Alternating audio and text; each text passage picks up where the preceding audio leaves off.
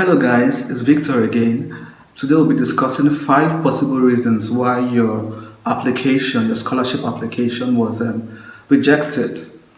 So welcome back to my YouTube channel. If you've not subscribed, kindly do that now.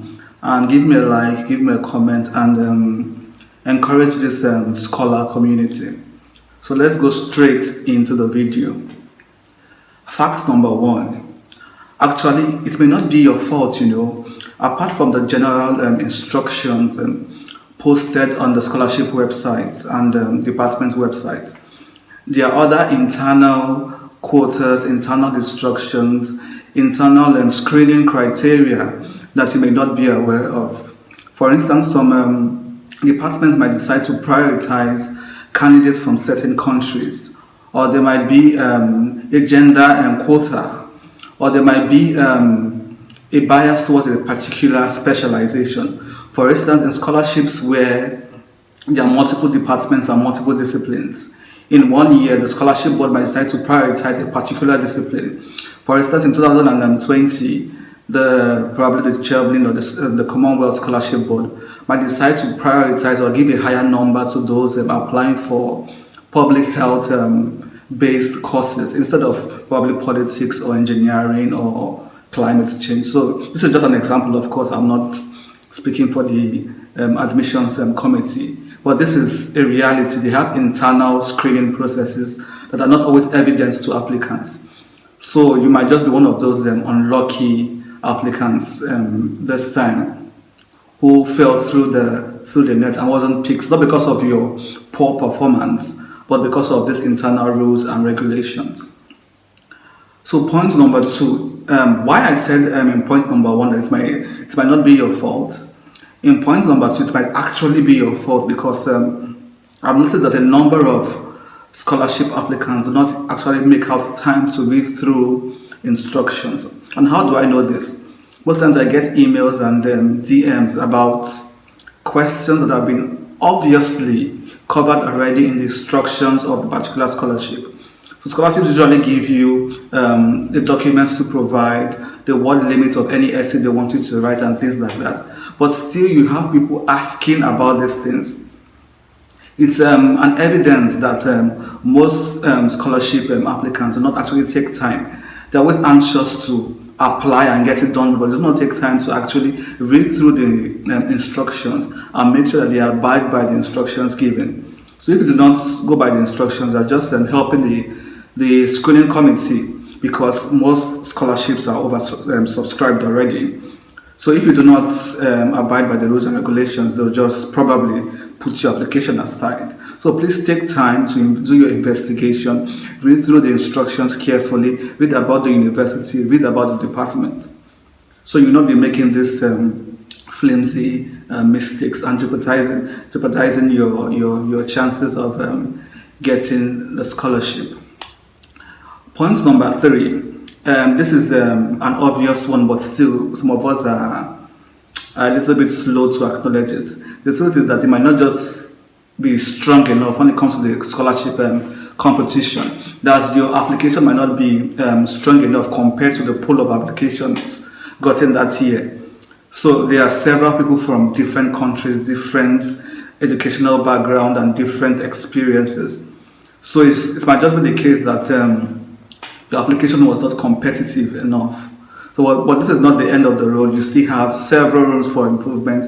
Most scholarships are yearly scholarships. So if you don't get it this year, you can apply next year. But make sure that while you're applying for the next window after rejection, do not just send the same document you sent last year. Make sure you've improved yourself, you've gotten a new skill, you've gotten a new work experience or something to add to what you submitted last year, because it's a competition, as I say. Only the best will get through. So you have to put your best foot forward no matter the condition. So try to always use any rejection you get as an opportunity to better yourself, so get more work experience, to probably a certified course to make you more competitive. Because truth be told, it's probably the case that your application wasn't competitive enough in the pool of applications. So there are several kinds of scholarship. There are some targeted to a particular country. And even if it is for a particular country, there will be hundreds or even not thousands of applicants, even in that country. So imagine if it is a multinational scholarship, probably a scholarship for Asian students or for African students. Imagine the number of countries and the number of applicants. Or just imagine it's a global scholarship. It's very competitive. So you try to put your best foot forward. I've had experiences with these different kinds of scholarship.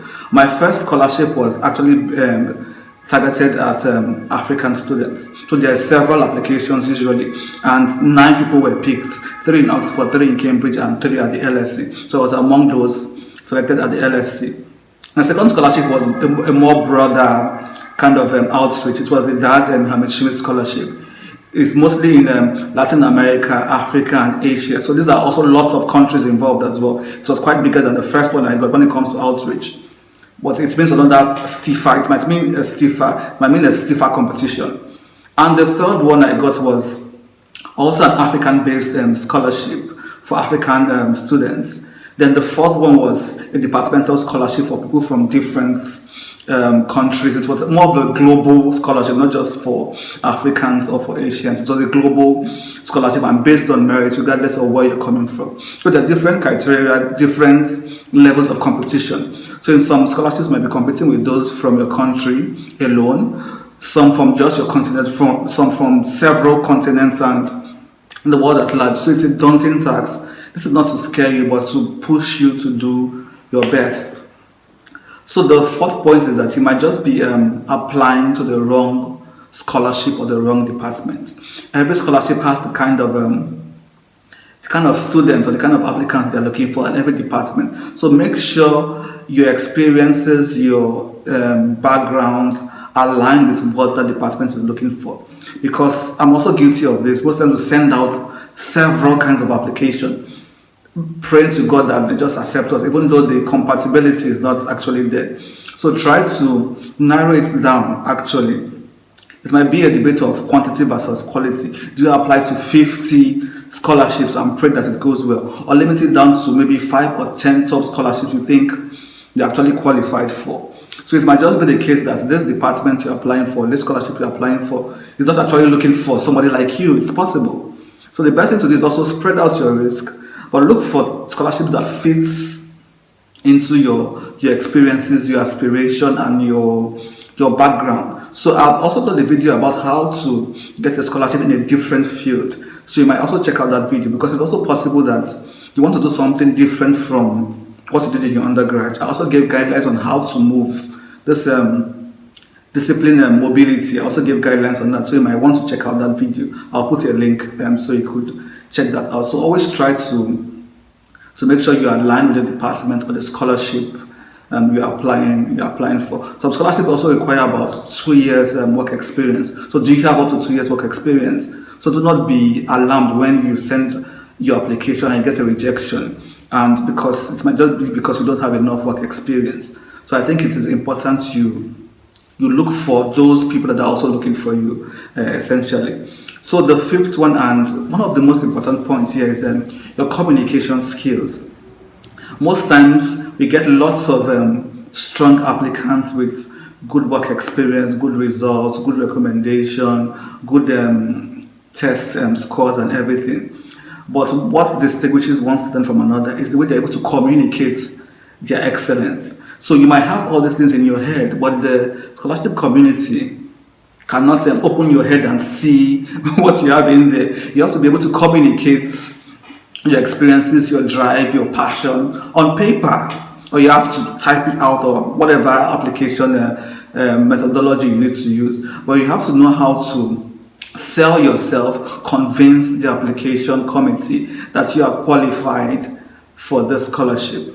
So the problem most times is that most applicants do not know how to sell themselves. So I've also done a video on how to write a statement of purpose or a letter of motivation, whatever you choose to call it. And you should also pay attention to little things like grammar, paragraphing, spelling mistakes. All these things might affect the way you sell out yourself to the admissions committee. So an average student with a very excellent communication skills might just get the scholarship at the expense of a better student that has better grades or better experiences, but that do not know how to sell him or herself.